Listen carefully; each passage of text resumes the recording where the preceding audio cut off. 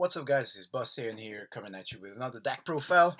And today I felt like Yu-Gi-Oh again. Don't ask me why. It kind of like just happened.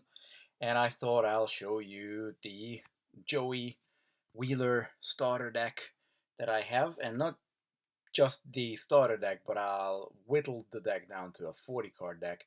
So I'm gonna do all the four. I'm gonna do Yugi, Skybus, and Pegasus as well with a 40 card deck, just trying to like get some of the jank cards out of it and see how we would look, um, without the extra weight.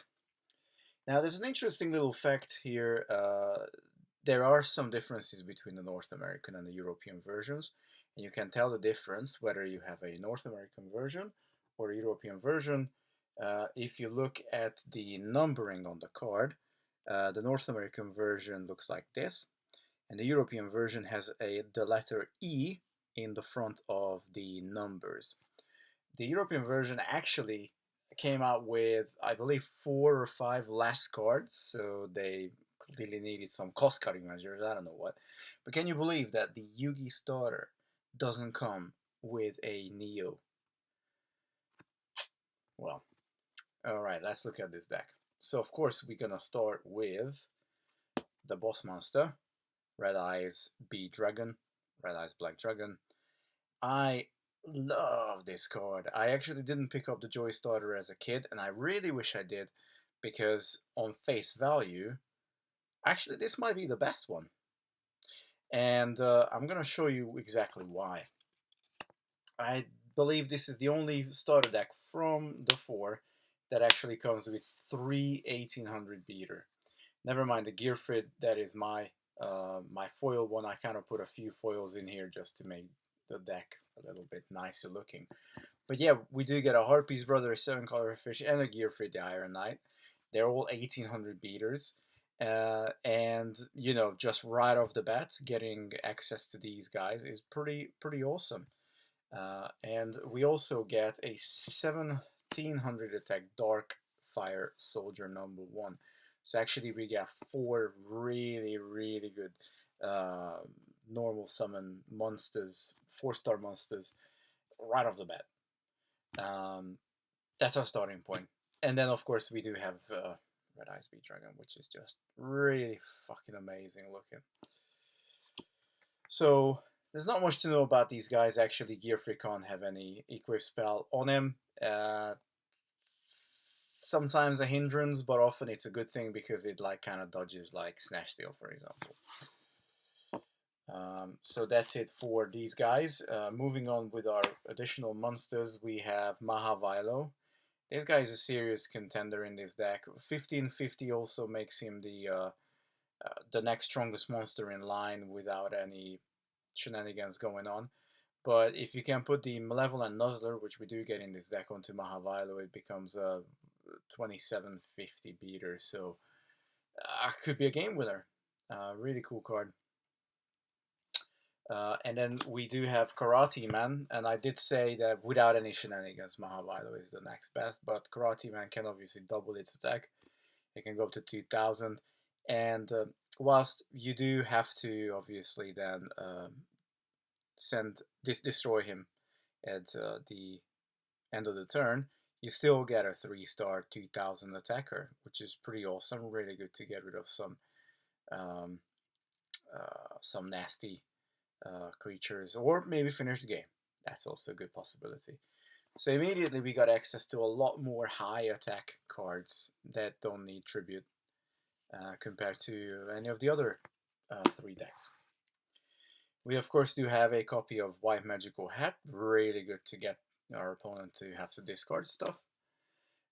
We got Princess of Tsurugi, which is able to inflict direct damage to our opponent 500 times direct damage on a flip summon for each magic and trap card your opponent has on the field. So that could be up to 2500, technically 3000 with if they have a field spell card out on a flip summon, and again that could finish the game fairly easily. We have Penguin Soldier, which is the actual foil that comes with the deck after red eyes, and we also have, of course, the famous scapegoat in here. Penguin Soldier, I think, is just strictly better than Hane Hane. You know, being able to send two monsters back um, to their owner's hand is really cool. Also, cute little thing. We have a Moth. What hasn't been said about Moth? Moth. We have a Saiyan, so we do actually have the opportunity to get a card out as well from our deck. And then we get two 2000 defense monsters. We get an Island Turtle and the Spirit of the Harp. They're obviously not the best 2000 defense monsters, but Island Turtle is definitely better than your Mystical Elf. Spirit of the Harp obviously is on par with Mystical Elf with the 800 attack. But yeah, you do get these two guys, and certainly early Yu-Gi-Oh! Having those 2000 defenders, that's pretty cool. We also run Baby Dragon and the Time Wizard combo because we do want to be able to get out 1000 Dragon. The reason being is because we do have Mountain in this deck and we have Dragon Treasure as well. And 1000 Dragon is a 2400 beater, so he's brilliant. You know, he's got the same attack power as Red Eyes, so we can actually have two massive beater dragons down on the field. And of course, Time Wizard can be a game changer as well, as you know, guys. You can toss a coin, call heads or tails. If you call the right one, all your opponent's monsters on the field are destroyed. If you call wrong, your own monsters are the field and destroyed, and you lose half life points compared to their attack, half of their attack. But yeah, you know, if you don't want to pull that off, fair play. You can still polymerize into 1000 Dragon. We also have Big Eye, just to be able to stack our deck in our favor. I actually quite like this guy. When I was playing my buddy sometime in the near past, all 3 games I got Big Eye out and I got advantage of it. Let's see spell cards. Let's start with the absolute staples. We got a Monster Reborn. We get a Change of Heart. We get a Dark Hole. And then, still important, obviously Fissure being pretty much the only removal at this stage of the game. Spell and trap removals, we have a Giant Trunade, a Remove Trap, and a D-Spell. We also have Eternal Rest, which isn't the best card, but there's a really cool combo that you can do. You can either put Malevolent Nuzzler onto one of your opponent's cards and then destroy it with Eternal Rest. Or if your opponent does have a dragon out, you can put Dragon Treasure on their dragon and again destroy it with Eternal Rest. So actually the deck does have more than one ways to get rid of some pesky monsters on our opponent's side. We also have a Polymerization. I actually pulled this from a Legend of Blue Eyes booster when I was 16. So I thought I'll slot that in here. And that's how, of course, we can get out our 1000 Dragon. We also have a Shield and Sword. Again, I just swapped this to one of these Shadow Foil ones, but all the cards that I switched to foil ones, they do actually come in the deck. They're just not foil, they're common versions. Shield and Sword, not the greatest spell card, but yeah, it's not too bad. Scapegoat, iconic card. I really like it too. And it's a quick spell, quick play spell. And we'll get another quick play spell, the Reliable Guardian, which we can flip, give one of our monsters plus 700 defense. Again, this could technically be a game ender. We also have a block attack. Not super great, but it can sometimes be useful to switch one of our opponent's attack position to defense. And then, as I said, we have a Malevolent Nuzzler. How do you nuzzle malevolently?